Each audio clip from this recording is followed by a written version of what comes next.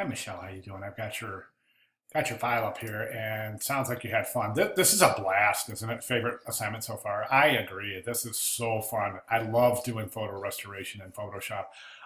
It's just a fantastic way to spend an afternoon. I'm so glad you enjoyed it. Okay, a couple of comments here. Let's go through your file. Everything looks great. It really does. I mean, you're really showing good proficiency here in this file. A couple of areas of concern. Let me just jump over here. I'm going to zoom in here, and let's take a look at the wall in the background. Now you can see some of the areas here that could have some improvement done. Right here, you see this area right here is repeated right here. So that's a telltale sign of digital editing. You don't want ever to see any kind of repeating elements. The wall itself seems to jump up right there. So that's another area. And I think this area right here is underdeveloped. I would recommend reworking that area. So we take a look at the image. Let's view a larger image, and we can see this area right here in the sample file. See how that's done, and try that. Shoot for something like that.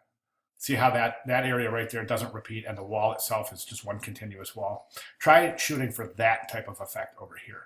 Okay, the foreground wall, again, here's a repeating pattern right here. So you can see these little patterns here, like that hole and that little scratch right there. There's that hole again and that little scratch right there. So again, repeating patterns, very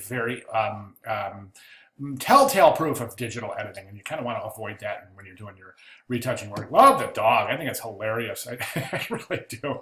I love that dog sitting there. And a great job with the cast shadow. I thought that was very clever.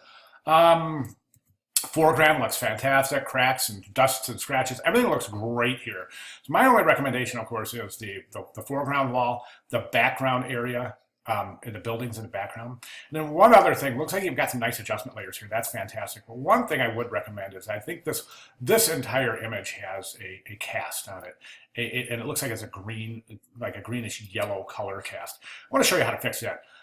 This was covered in the videos, but you may have missed this step, but it's okay. It's not too late. We learned that composite technique, remember, where we just composite our layers to one layer without flattening the image. And that command, again, is Shift-Option-Command-E.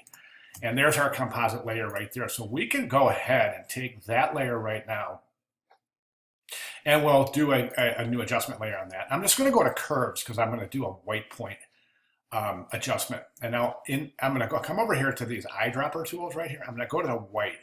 I'm going to select the white one, and the reason I'm selecting that is because I want to do a white point color adjustment.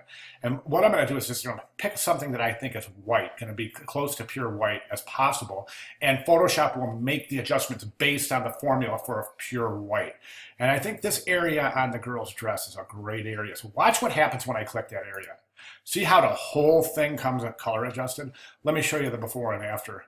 Before, after, and that's just simply by doing a white point adjustment in an curves adjustment layer. So just those three things are basically all I'm looking for moving forward in this this assignment. So again, it's the foreground wall, it's the background buildings, and then the color adjustment based on the white point. All right, great job. Thank you so much.